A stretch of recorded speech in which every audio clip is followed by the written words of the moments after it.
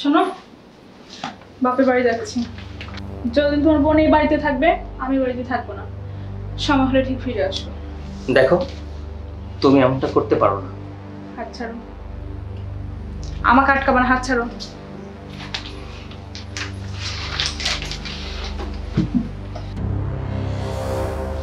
ভাবি, কেমন আছো? না ভালো থেকে উপায় আছে? দুদিন পর পরে বাসায় মেহমান, বাচ্চা কাচ্চা লেখাপড়া তো লাটে উঠেছে।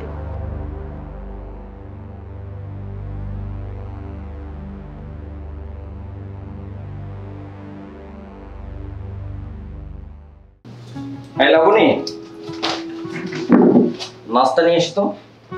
বসো, আসছি। দেরি হয়ে গেল। বাহ, আমার বউকে তো আজকে খুব সুন্দর লাগছে। Thank you. ওয়েলকাম।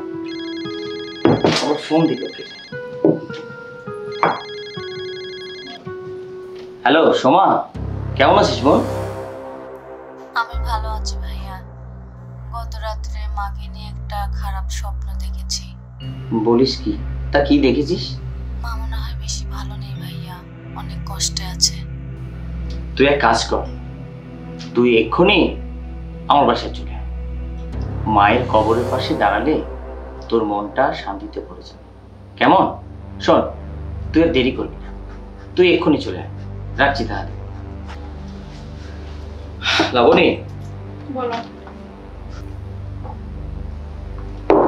আমার বোন সোমা মাকে খুব ভালোবাসতো। ও নাকি মাকে স্বপ্নে দেখেছে, তাই ওকে বললাম তুই চলে আয়। কি দারুণ কথা। বাকি স্বপ্নে দেখলে ভাই বাড়ি চলে আসতে হবে? আর বাড়ি কি বলছে, এটা তো নোংরখানা। তুমি না এভাবে কথা বলতে পারো না। সোমা আমার বোন, বোন ভাইয়ের বাসায় আসবে, এটাই তো স্বাভাবিক। তুমি ওর জন্য আমার উপর চোখ গরম করছো?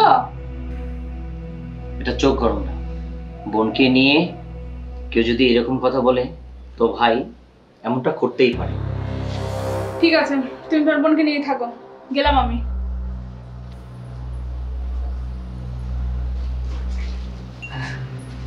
শোনো, বাপের বাড়ি যাচ্ছি। যতদিন তোমার বোন এই বাড়িতে থাকবে আমি বাড়িতে থাকবো না। সময় হলে ঠিক ফিরে আসবো। দেখো, তুমি এমনটা করতে পারো না। হাত ছাড়ো, আমাকে আটকাবা না। হাত ছাড়ো।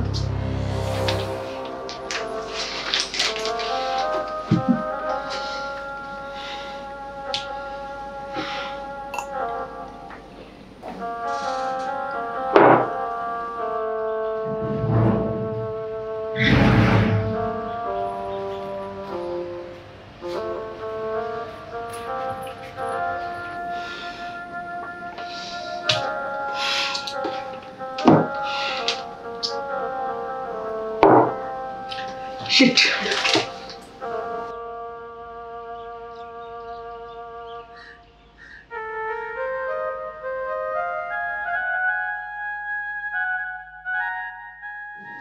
কিরে লাবণী, তোর বাসায় কি কিছু হয়েছে? না ভাইয়া, এমনি আসলাম। ভাবি, কেমন আছো? না ভালো থেকে উপায় আছে? দুদিন পর পরে বাসায় মেহমান, বাচ্চা কাচ্চা লেখাপড়া তো লাটে উঠেছে।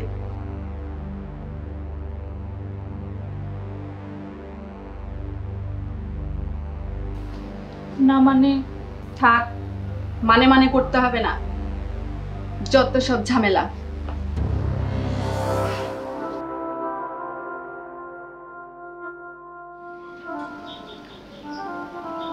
তুই আসলি একটা ফোন দিয়ে আসতিস।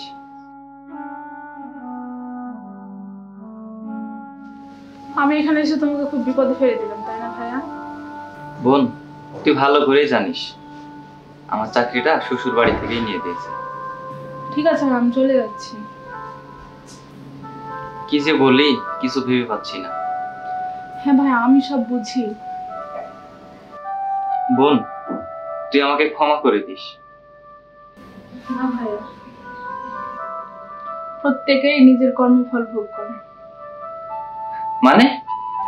না ভাইয়া, তুমি বুঝবে না, কিছু না, আমি চলে যাচ্ছি।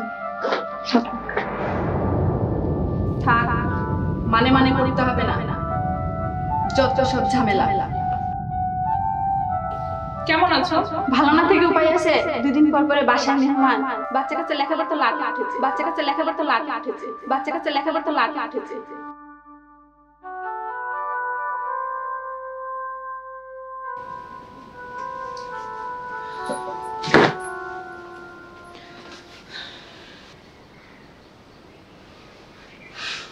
কি ব্যাপার, তুমি হঠাৎ চলে আসলে যে? হ্যাঁ আসলাম। সোমা কোথায়? চলে গেছে। কেন? সোমা আসার কথা শুনে তুমি রাগারাগি করে তোমার বাবার বাড়িতে চলে গেছো, সেজন্যই চলে গেছে। হ্যাঁ গো, সোমাকে একটা ফোন করো না। আরে না না, সোমার বাসায় অনেক কাজ, ও এখন আসতে পারবে না। তুমি এক সময় ফ্রি হয়ে ফোন দিও। তুমি কিছু খেয়েছো? হ্যাঁ খেয়েছি।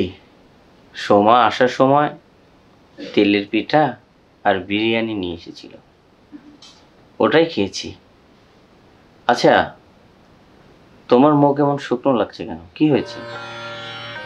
তেমন কিছু না, আমি ভুল করেছিলাম।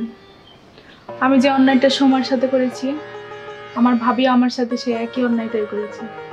অনেক বড় ভুল করেছি, আমাকে ক্ষমা করে দিও। দেখেছো, সৃষ্টিকর্তা কত ন্যায় বিচারক। যে কাজটা তুমি আমার সঙ্গে করেছো, ঠিক একই কাজটা তোমার ভাবি তোমার সঙ্গে করেছে, তাই না?